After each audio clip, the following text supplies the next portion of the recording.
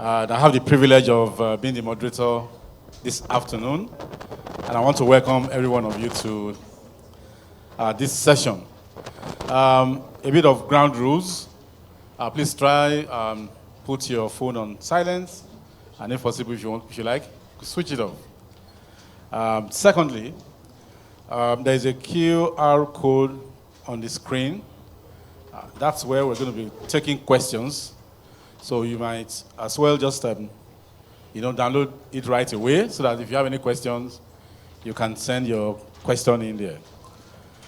On that note, I would like to start this session, which is on unlocking the opportunities in clean and sustainable energy in Lagos. As a matter of fact, I must first commend Lagos State government for always taking the leadership. I've been in this space for about 6 years plus, I think about 10 years, but as president of the Industry Association for 10 years. And I must say that Lagos is the state to copy. So please, a round of applause to Lagos State government and our Honorable Commissioner for Energy and Mineral Resources. So unlocking opportunities in clean and sustainable energy in Lagos. Lagos drives the economy of Nigeria.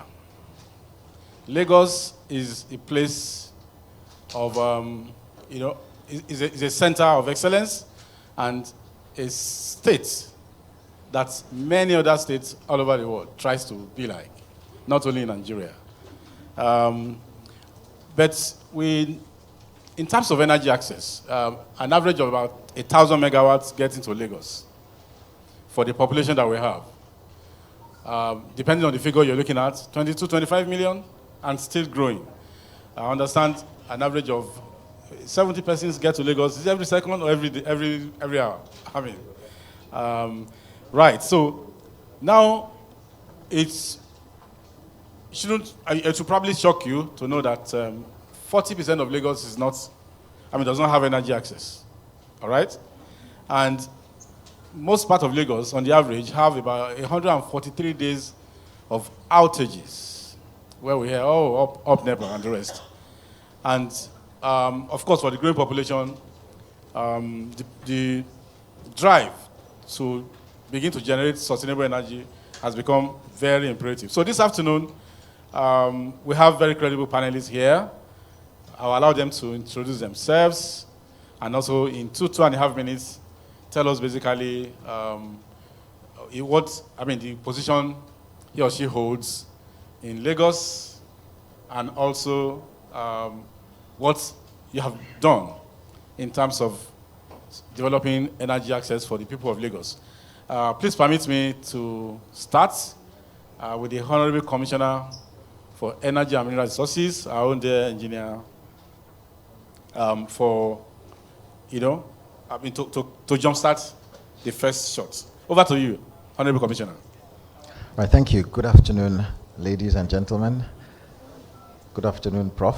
One of the reasons why we are here as graduates is Professor Bamiro, Head of Department, Dean of the Faculty, and at one time, VC of University of Ibadan.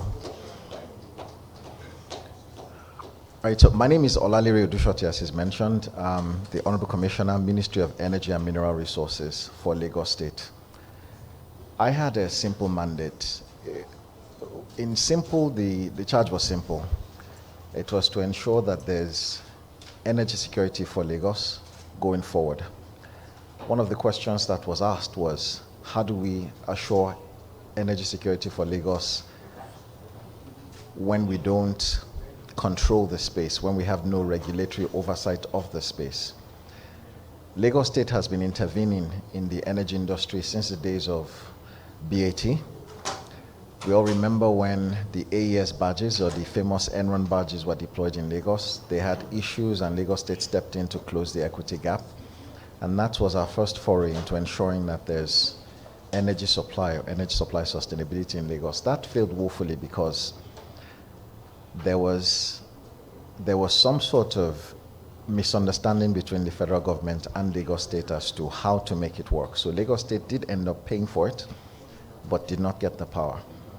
Since then, Lagos State decided to look at other methods of intervening in the sector, some of which were the supply of transformers and other electrical appliances into the sector to ensure that people were able to get adequate power supply, even without controlling the sector at that time. So Lagos State, to date, since 1999, has procured over 1,000 transformers that have been placed all around Lagos to ensure that we have additional supplies. Even that didn't work as well as it could have worked, because in some cases, some of those transformers were never energized by the distribution companies within Lagos. So then Lagos State took it a step further and said, why don't we power our own facilities? And we went ahead and supported the development of 5 IPPs, which got licenses and started supplying power to Lagos State facilities across Lagos. And they spread across from the island to the mainland. But that only addressed the Lagos State government facilities. And then we decided to look at the public spaces and started with a street lighting program. Today we have about 1,300 kilometers of streets that are lit with street lights and managed by the Lagos State government. But that still didn't get to the people. And so we started thinking about how we could intervene a bit further. We looked at the Constitution, which said that electricity was an area of concurrent legislation. In fact, the Constitution was specific that state governments had responsibility for distribution legislation, which is really where the bottleneck is as we find it today. And so we started looking at it and said, what are the things that we should be saying? So we came up with an electricity policy, which we published last year, December, which was driven by a number of things. Lagos is on 0.4% of Nigeria's landmass and yet plays host to 13% of all Nigerians, and that is growing. Lagos is a migrant destination of Nigerians all over from every state. So we receive close to 800,000 migrants that come to settle in Lagos on an annual basis. Now that's inorganic growth. We're not talking about the people that are born and add to the population. So Lagos is already a crowded city, and it's growing even more crowded by the day. So we had to look at taking Lagos out of the Nigerian context and looking at Lagos by itself and saying, what can we do?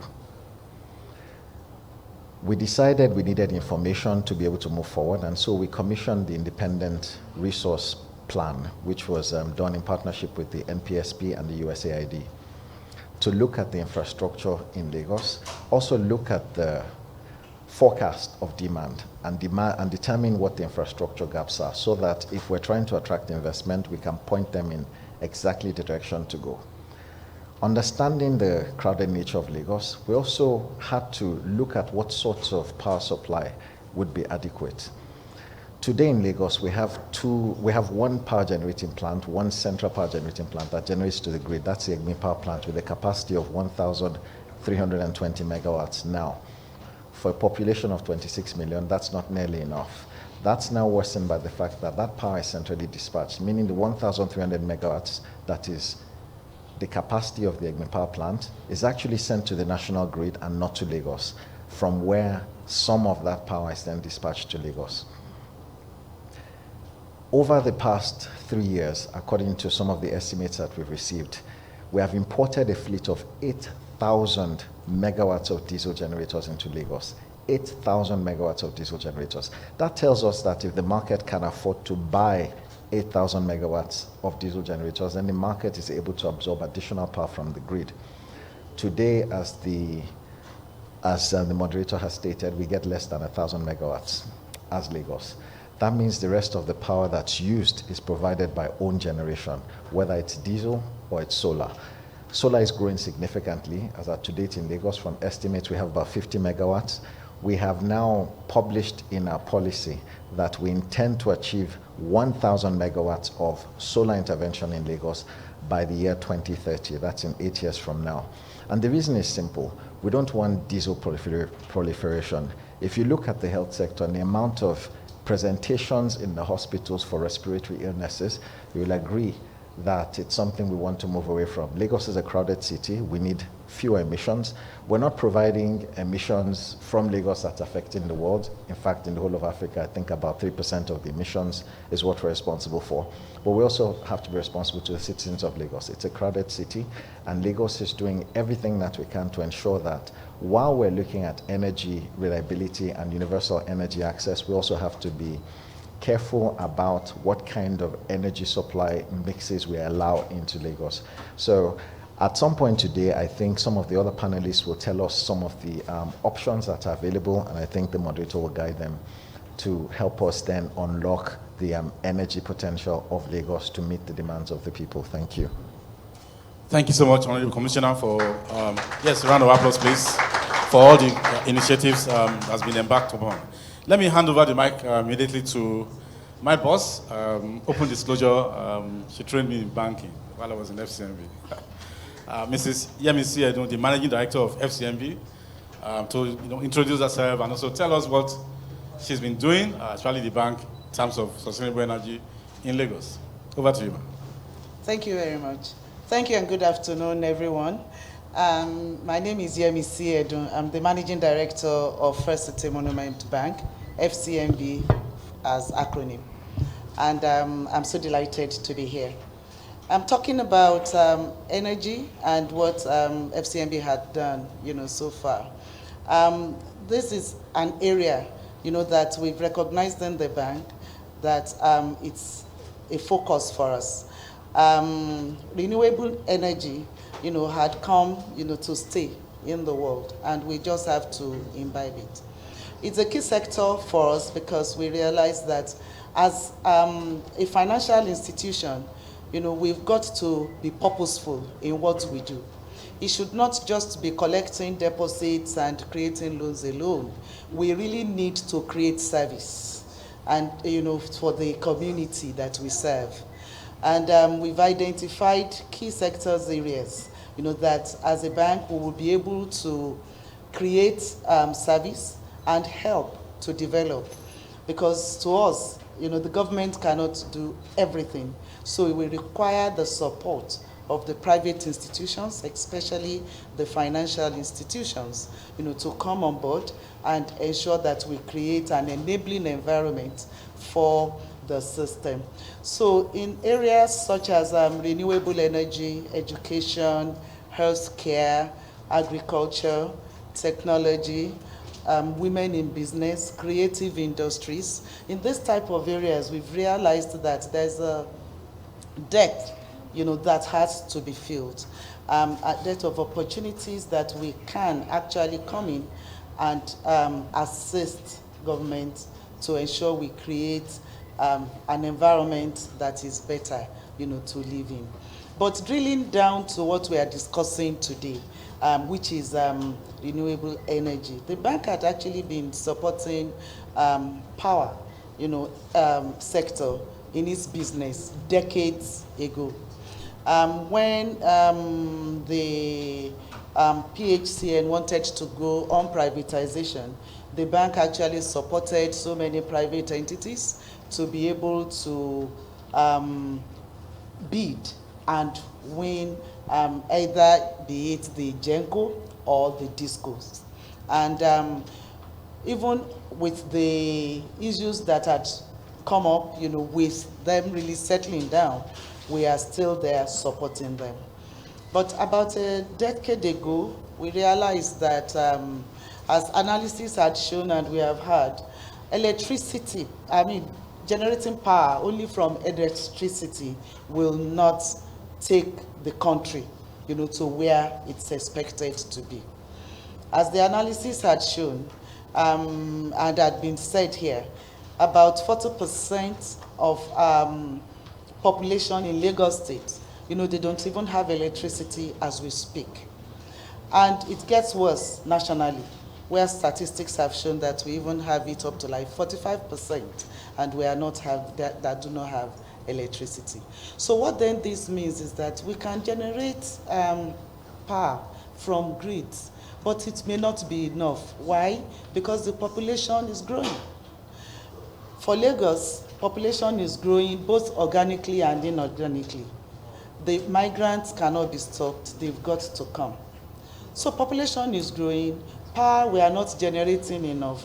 It only just then means that we've got to look for alternative power, to support the energy that we need. And in looking for it, it's better to look for it sustainably and make it to be clean. And that is one of the reasons why we have just said that as a bank, we've got to support renewable energy. And how are we supporting the energy business?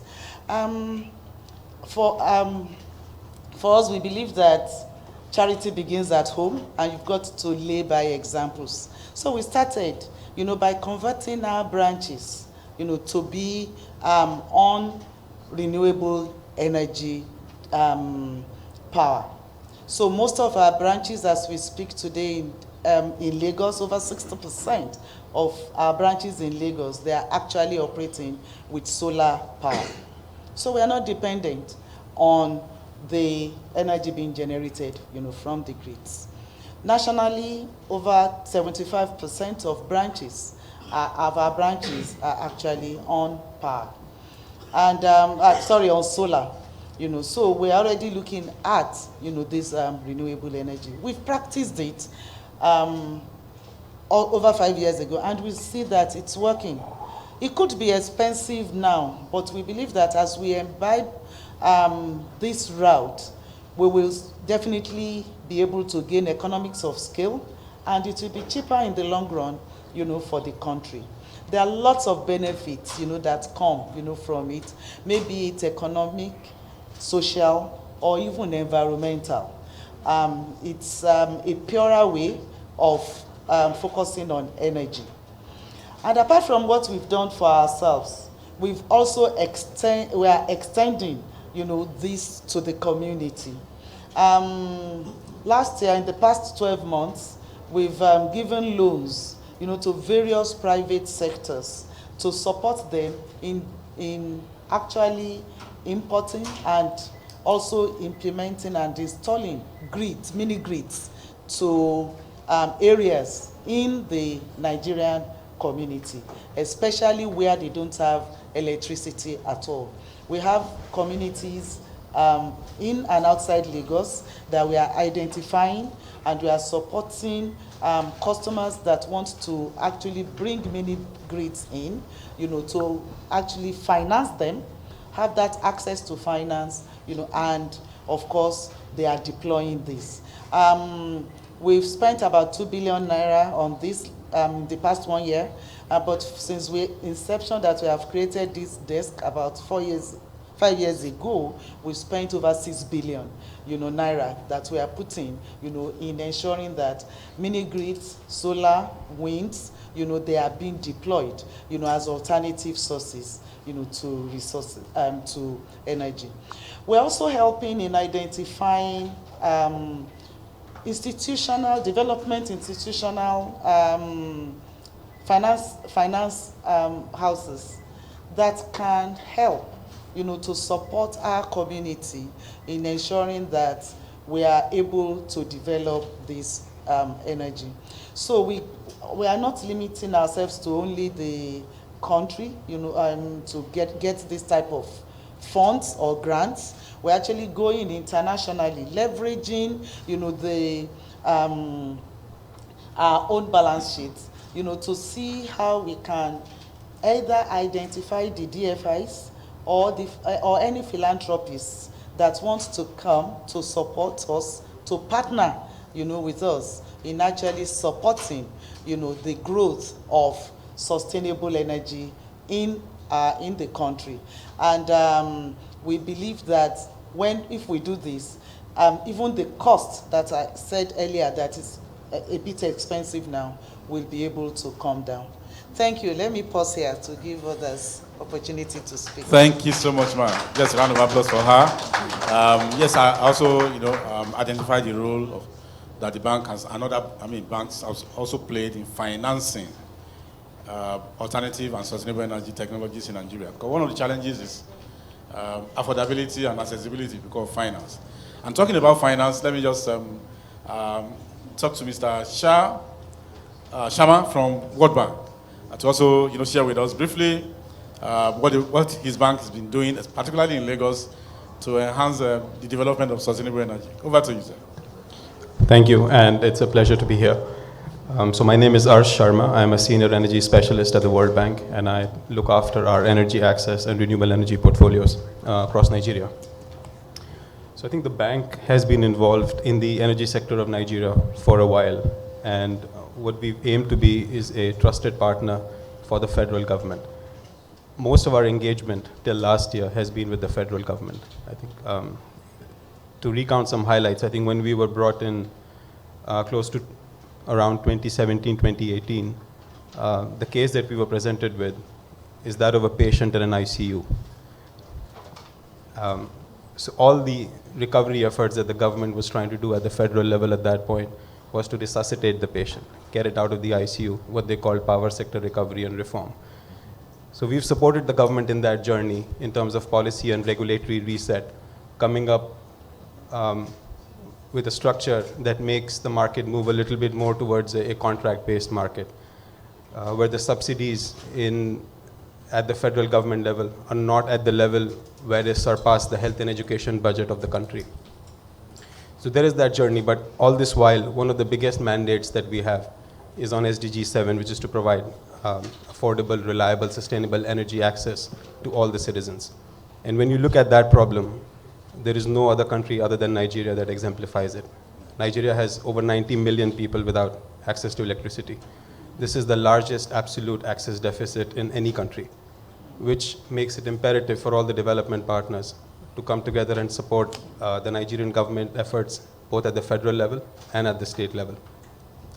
What we have done from the World Bank side is have a flagship electricity access project called Nigeria Electrification Project. This single project, administered through the Rural Electrification Agency, has ultimately supported 100,000 jobs, has impacted the lives of 4 million Nigerians through 1 million solar home systems and the rest through mini grids. Created 65 companies that are all based, now operate in Nigeria, that provide access to electricity to households. The original target of this program was 250,000 households, and we've surpassed more than 4 million in terms of impact.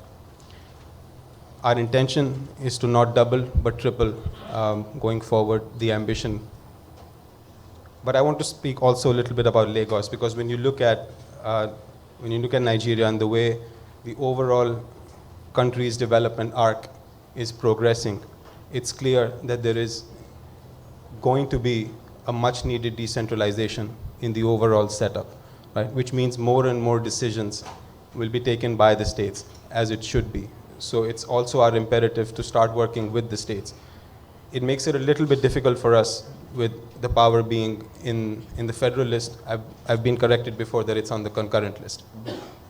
So last year, I think we started our engagement with the Lagos state government, and we did a viability analysis for distributed PV, and we came up with the fact that there exists a much untapped potential in terms of a market for distributed PV. We saw that there was, when we look at urban areas, the affordability challenges are not as much as they are in rural areas, but they still exist. And the fact that on a levelized cost basis, renewable energy, especially PV, is far more cost effective than fossil fuel based generation. So what we have supported the Lagos government is through technical assistance so far, and we would like to double down our efforts not just on the technical assistance, but support the Lagos government in implementing the plans that they've laid out for the next 5 years in LSDP, but also embark on the goals that are within 2052. Thank you. Thank you so much, Mr. Sharma, for your interventions. Let me also come over to the Chief Financial Officer of Sahara Group, Ms. Bumi Olukoju, to also introduce herself briefly and share with us what the group's been doing in terms of sustainable energy for Lagos State. Thank you. Thank you. Good afternoon all. My name is Bumi Olukoju. I'm the Chief Finance Officer for Sahara. Raise it up. Just raise your voice. Okay. Hello? Okay, fantastic. My name is Bumiolukoju once again. I'm the Chief Finance Officer for Sahara Power Group. It's a pleasure to be here. Sahara Power is playing a significant part in delivering power in Nigeria currently. In fact, we pride ourselves as an organization that will deliver energy wherever energy is consumed. And we'll not just deliver the energy, we deliver the energy responsibly. So it ties to the issue of sustainability to say, you know, you want to be part of what is important to develop our nation, Nigeria. As we all recognize that power is too essential, you know. Power is like the backrock on which our development will really, really ride. And the earlier we tackle that, the better for us as a nation. Lagos is also at the center of the commercial activities in Nigeria. So it's very welcoming to understand the policies and direction that Lagos State is going into.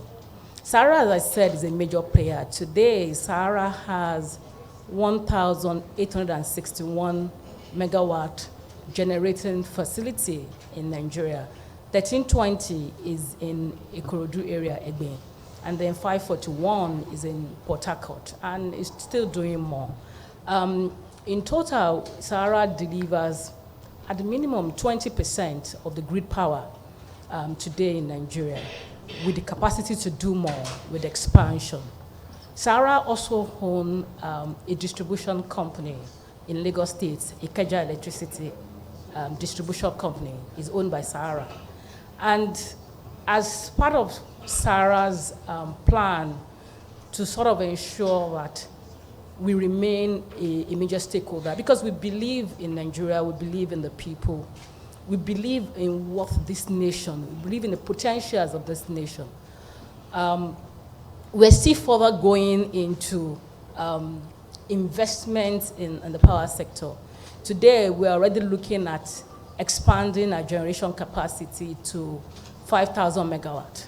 You know, that's more than doubling the capacity. And when you speak to banks today, the sort of question they will first ask you is, what are you saying that we're not saying? Because there sort of seem to be some concerns around how power is doing in terms of return on investment. But for us, we recognize that you need to invest first, right? And power today is a long-range business. It's not the sort of business that you put in today and you make the returns immediately. So it must be for investors that are really ready to stay in the business, stay for the long run, you know. But it's a good business. It's a business that by the time it turns round, you would see that a lot of things I've reading on the investment you have put in. As we look at doing 5,000 megawatt in the next couple of years, in medium time really, in another 3-4 years, we're looking at 5,000.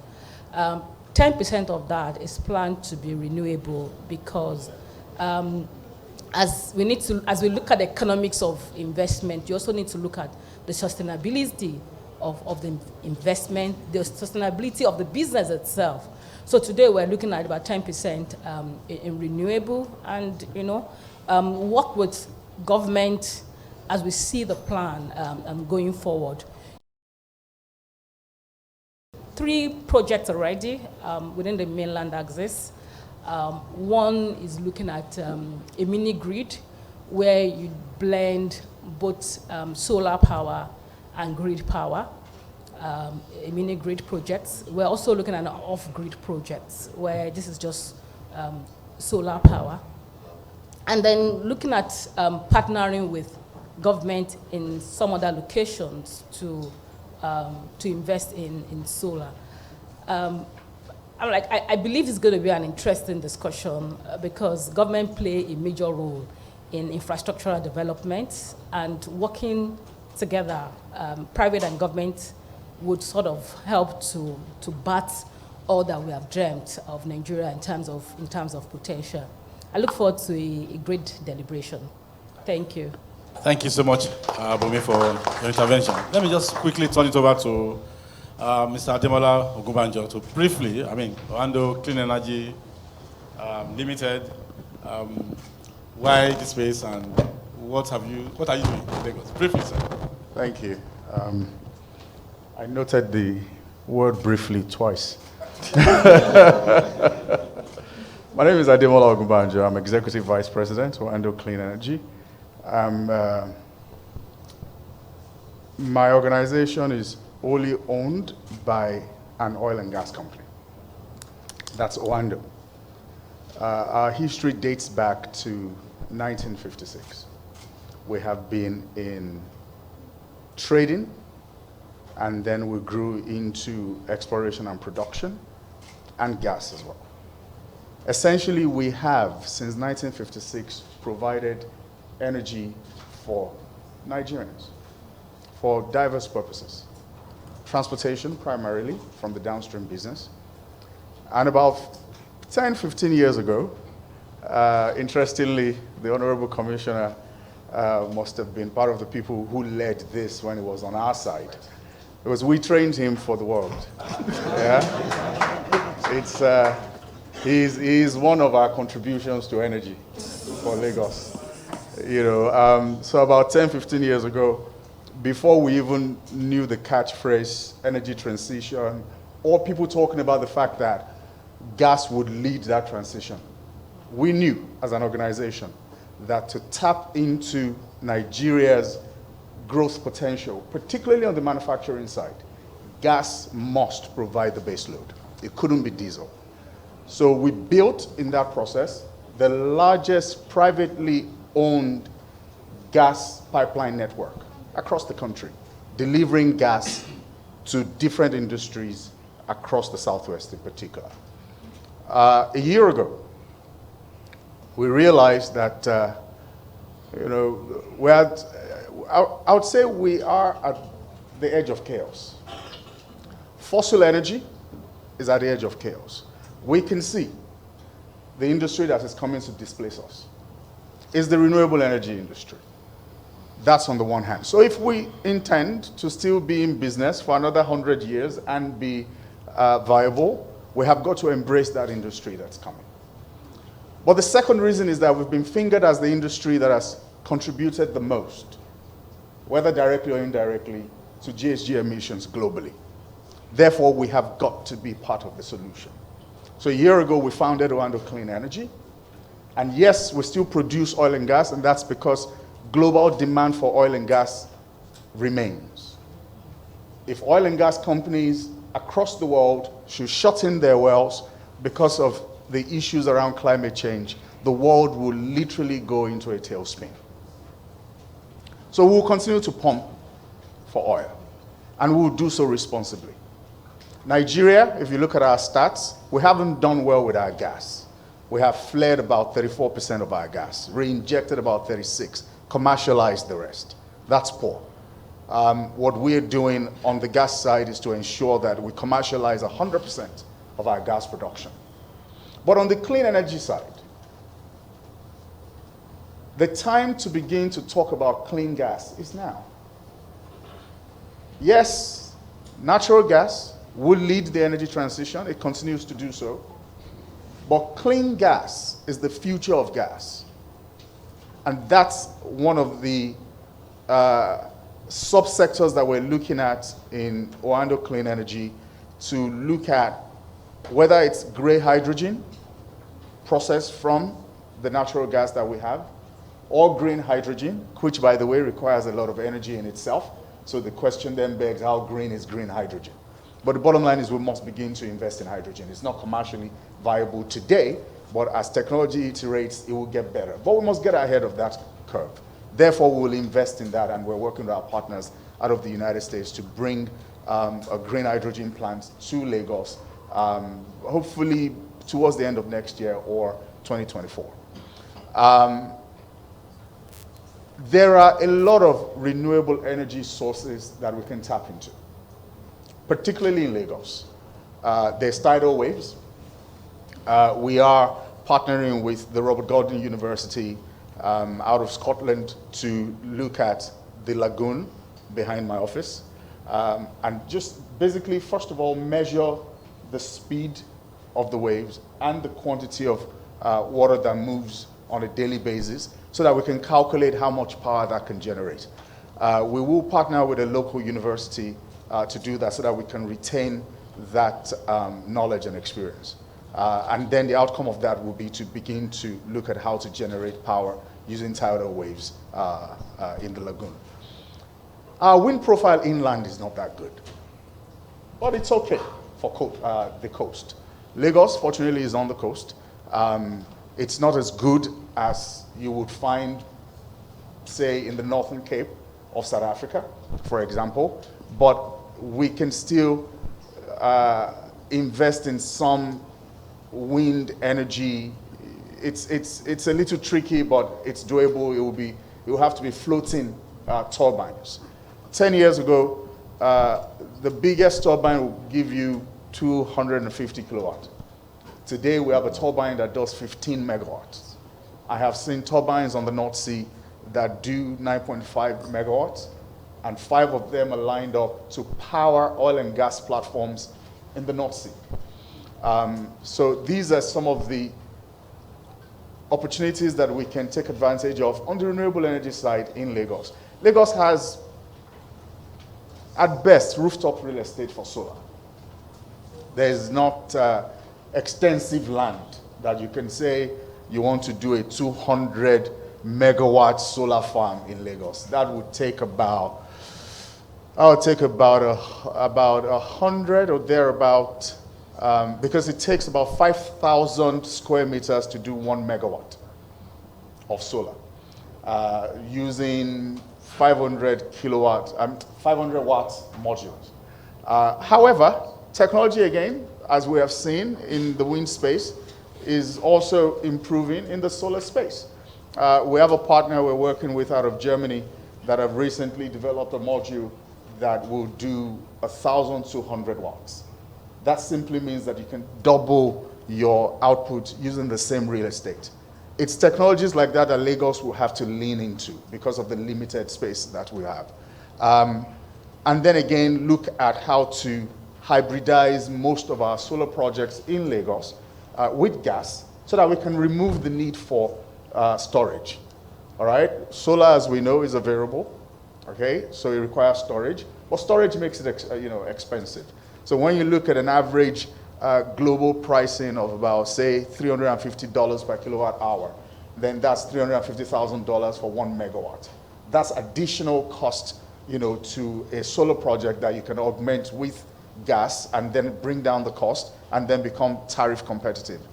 Not to get into all of it because I remember briefly. So what are we doing specifically? We are going to invest in floating turbines for wind, 250 megawatts in that space. We will build, we'll break ground last quarter 2023 for a 1 gigawatt solar module assembly plant in Lagos, which means we'll manufacture, thank you. Which means we'll manufacture about, say, 2 million solar panels annually. So it's all part of trying to meet the demand of for renewable energy within this market. There's a gap in the market, and there's a market in the gap. And that's what we're trying to take advantage of. Thank you so much for that. By way of context, I think the current demand for solar modules in Nigeria is about between 500, 700 megawatts. Yeah. So imagine if we have 1 megawatt generated. 1 gigawatt rather. Yeah. That means you're already taking the local market and probably looking at the West African coast. Absolutely. All right. Now we jump into some hard questions, and 1.5 minutes each. Please note, I'm going to activate my stopwatch so that we can beat time. We have about 10 minutes to run. First, to the Honorable Commissioner for Ministry of Energy and Mineral Resources. The energy infrastructure in Lagos today, what does it look like? And what's the mix of energy in terms of sources of power and probably usage currently in Lagos? Thank you. The numbers I will give you, for the most part, some of them will be hard, some of them will be estimates. In terms of the energy supply today in Lagos and the infrastructure, for generation, we have EGMI that has a capacity of 1,320 megawatts. I believe that currently EGMI is operating about 660 megawatts, which is about 50% of that capacity. In addition to that, like I'd mentioned before, we have in Lagos, from the last time we checked, a fleet of about 21,000 megawatts of diesel generating capacity and about 50 megawatts of solar capacity that's installed in Lagos now. By far, the highest amount of generation we have in Lagos is from diesel generators, not from EGMI and not from the grid. Like I said, EGMI power goes to the national grid. The diesel generators, even if we were to assume that there's a fourfold redundancy requirement, if they're operating at 20% of 21,000, they're still producing 4,000 megawatts today. So if we're getting 800 from the grid and 4,000 megawatts from own generation, it means the grid supplies about 20% of the power that's required, even if we take the solar to be a rounding error. Now, the solar is about the most vibrant sector today because there are so many players in the sector, and it's going to evolve. And like we've said, because we like the cleanness of it, we have set a target of 1 gigawatt of solar by 2030 in Lagos. Now, in terms of distribution infrastructure, distribution only pertains to the grid. We have about 1,200 megawatts of capacity of ability to supply, and we believe that that can, with investment, increase with the existing infrastructure to about 1,600 megawatts. We can't do more than that. To do more than that, there would have to be a significant mobilization of capital to carry out electrification, some of which Lagos is already doing in areas in what we like to call the peri-urban areas, because Lagos is for the most part an urban area, an urbanized area. We're also partnering with the discos to set up what we want to call beacons, right, or lighthouses, specific areas that we can intervene to improve power supply and demonstrate that it can be done on a cost recoverable basis, where we will identify an area, invest infrastructure to ensure that they get close to 24-hour supply in that area, build them accordingly, and ensure that everyone sees that they're able to sustainably get their energy demands met. That's going to include both grid supply and also own generation, but at a scale that's going to allow economies and will not be too expensive for the customers to pay. So to help investors identify the areas where they can go in, we've done a lot of things, and to your point, somebody had asked a question about solar capacity in Lagos. We've done a rooftop study of the solar capability, and what we came up with was 12 gigawatts. We can, if we use all the useful real estate in Lagos, rooftop real estate, generate 12 gigawatts. If you consider that the entire Nigeria generates 4 gigawatts today into the grid, 12 gigawatts a lot, and that will more than serve the needs of Lagos. Some of the concerns about that, and we're currently working with the World Bank to carry out a study of that, is how to aggregate demand to be able to provide that support, and also what kind of policy support would be needed for someone to then decide he wants to create a business out of leasing rooftop spaces to put solar there such that they can supply energy. Fortunately today, if you want to lay your lines, the only authority that grants you right of way is Lagos State anyway. So that is one of the bottlenecks that we will try and remove, because you don't need to go to Abuja to get licenses. The other thing we're doing is also looking at the regulatory space such that we can mandate people to come and work in Lagos, at least in the electricity sector, where we've passed the Lagos State Exco has approved a new law that's going to then domicile the regulation of the electricity supply industry in Lagos within the Lagos State government. We will have agencies that are responsible for regulating and licensing in Lagos State. One of the plans, one of our visions in the long term is actually to separate the Lagos State grid from the national grid, such that when we have national grid collapses, it does not affect Lagos. To be able to get that done, we need to have enough generating capacity in Lagos such that if one plant collapses, the grid stays stable, and then we don't have the same problem of Lagos grid collapse the same way we have the national grid collapse. But we think the first step to doing that is to set up a regulatory environment in Lagos and start the licensing process. One of the other things we want to do is to leverage technology significantly. We're going to create an independent systems operator who's also going to be the market operator that will monitor the entire grid.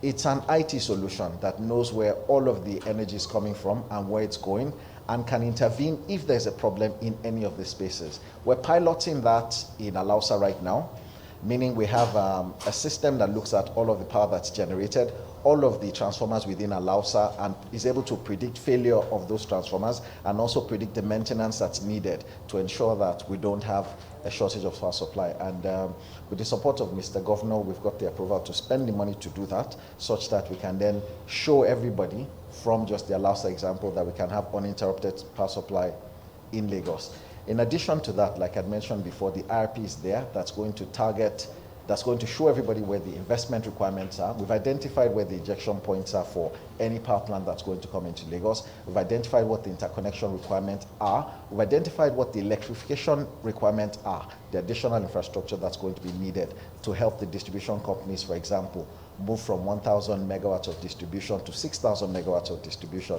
which is also good for their business. The way we look at it in Lagos is that it's not the job of the government to invest in this infrastructure and run them. It's the job of the government to point people in the direction of need and also provide information as necessary.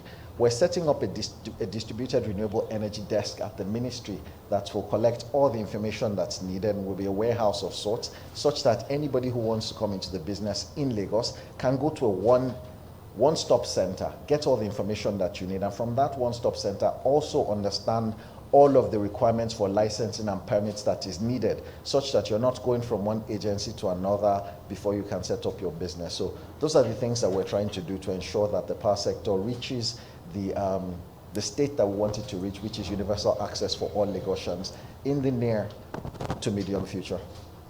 Thank you so much, Honorable Commissioner. A round of applause for this great presentation. So, what's going to remind, mobilization of capital in collaboration with private sector players, PPP, and also enabling policy that will make the environment very enabling, right?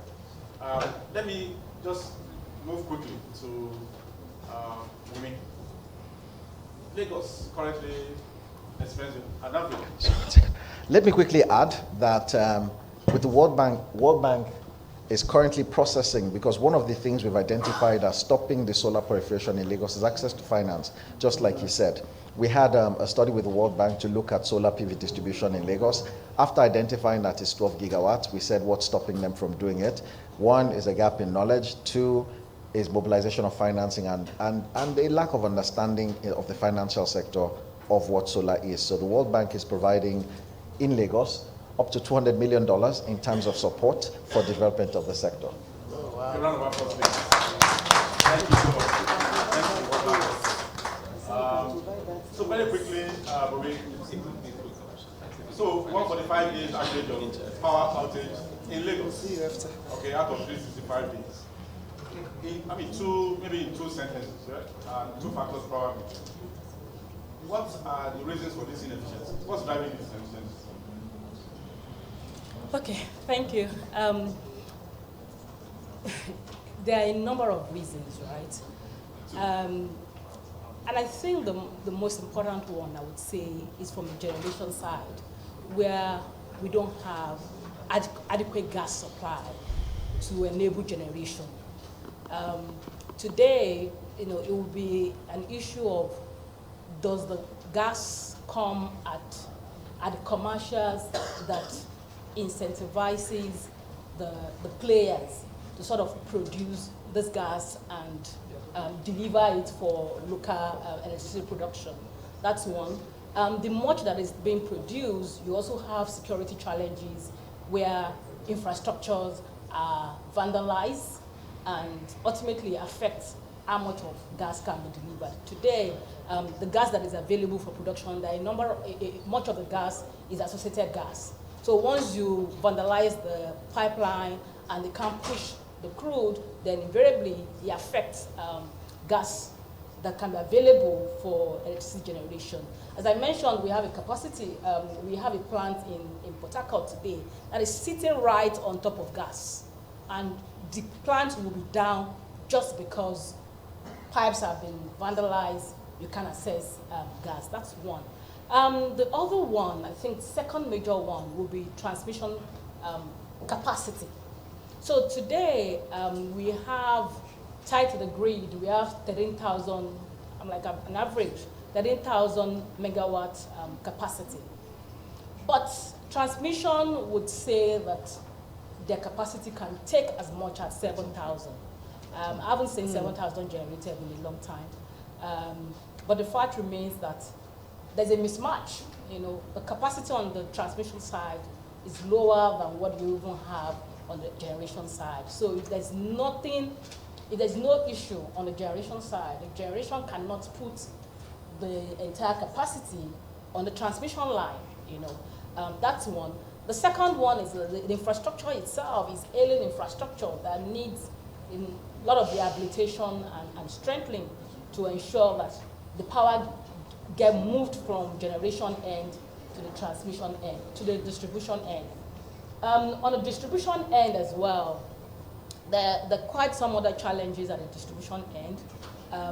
Vandalization is also not left out. We've seen a number of instances where populace just go and vandalize, some for fun, some for recovery of things to sell. The other thing is power theft. And then you can't take away the fact that Lagos is also expanding quite rapidly.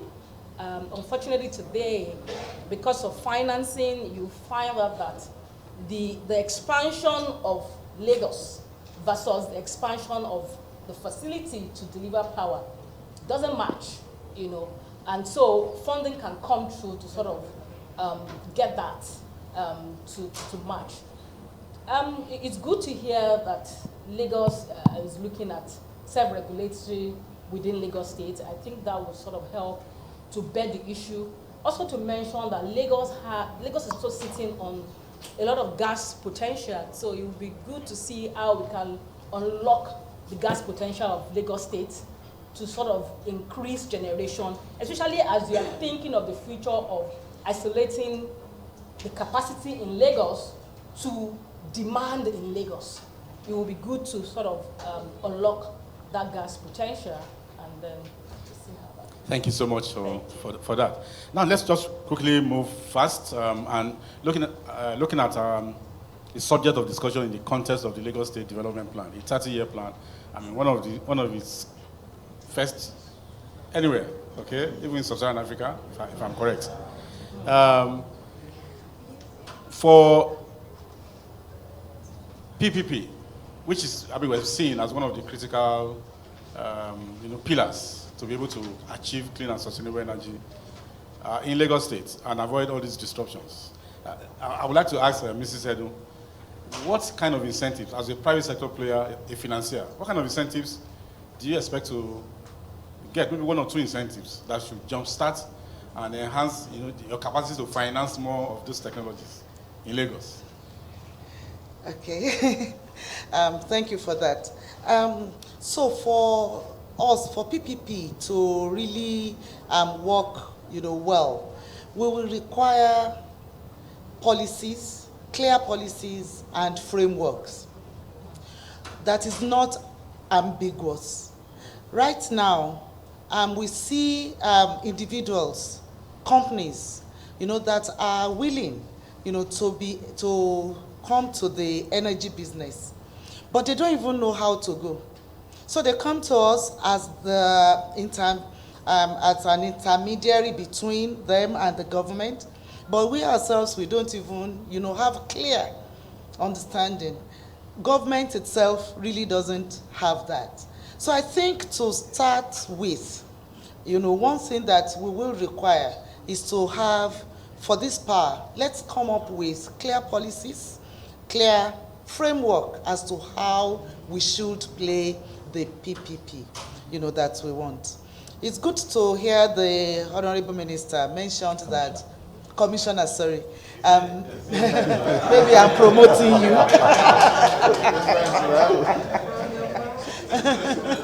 Yeah. So it's good to hear the commissioner mention that a distributive desk will be created, in the ministry, that will resolve this, and it will be a one-stop shop. I think we need that, like yesterday, to actually move it to the future. The second thing that we would say that will be important, for PPP to really occur, in the as sort of incentives, will be what I will call maybe moratoriums and deferred payments, to the private people that will come to work. They're going to invest. There's no way we will do power and it will not be for investment. So that means that gains will be for the future. We will have to look at the social impact of what we're doing and also the environmental impact.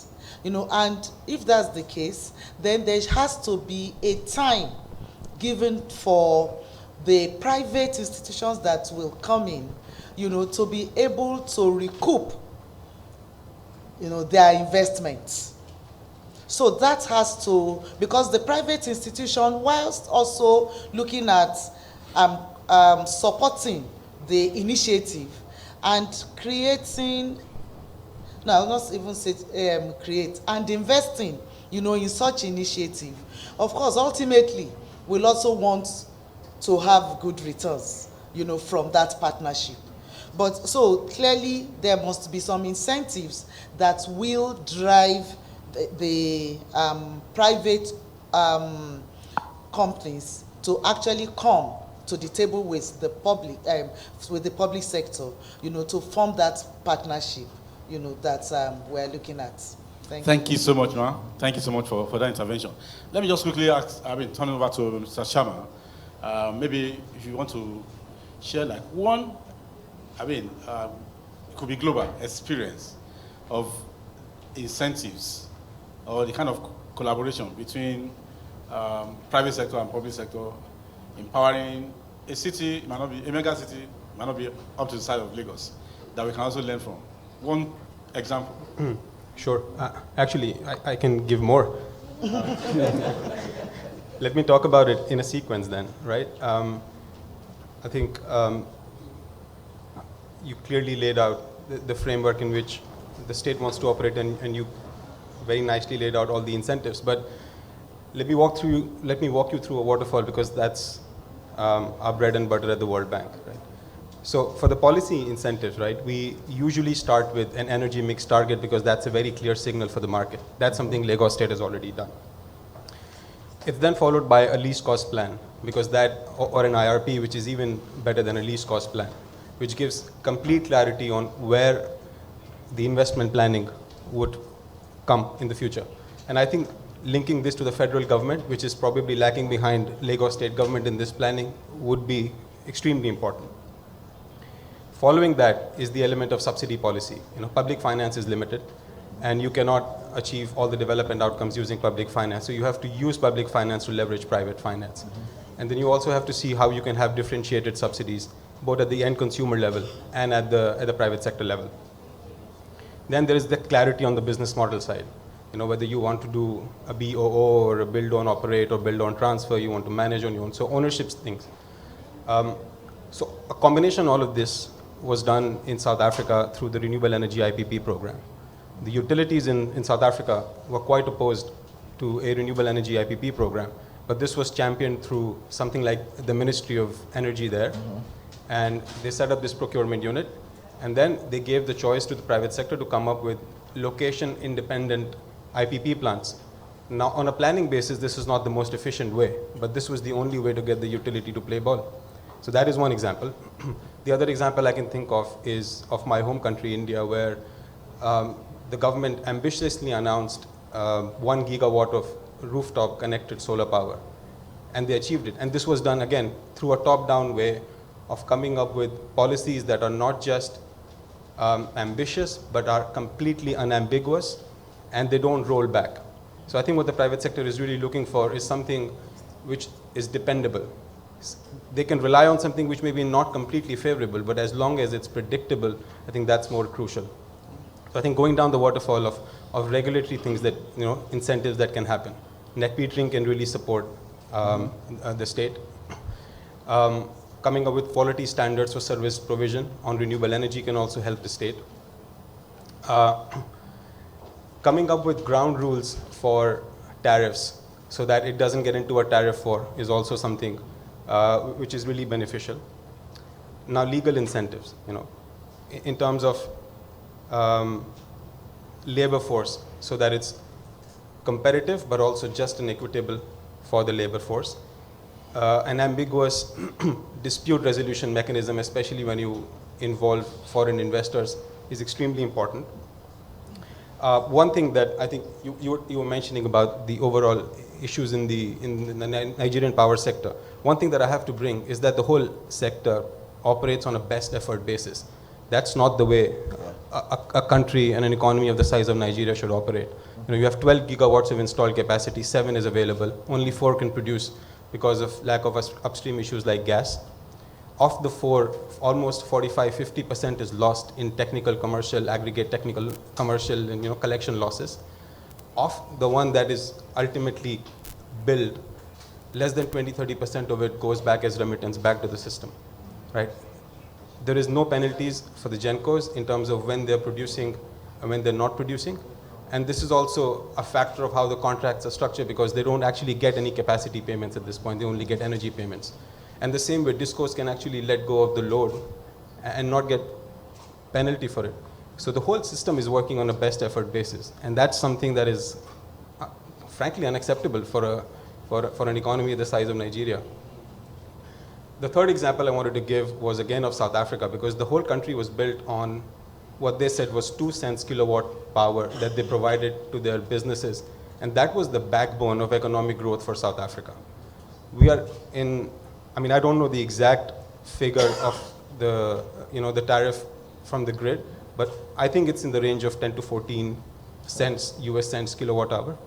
And then if you look at the cost of generation from diesel, we're looking at the order of 30 cents per kilowatt hour. So whatever blended cost that is, imagine how less productive that makes the firms that operate in Nigeria, and how less competitive they are in terms of an economic input.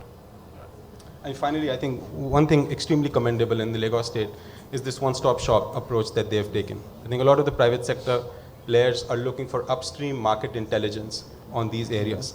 There's a huge skills gap both in these companies and both in the banks, and the way they understand the businesses, in which their credit committees appraise these businesses. And I think if that one-stop shop exists, the World Bank would be more than happy to provide further support to strengthen it. Thanks. Thank you so much, Mr. Chairman, for this. I'm very sure we have more to learn from you, especially with the test that's coming up.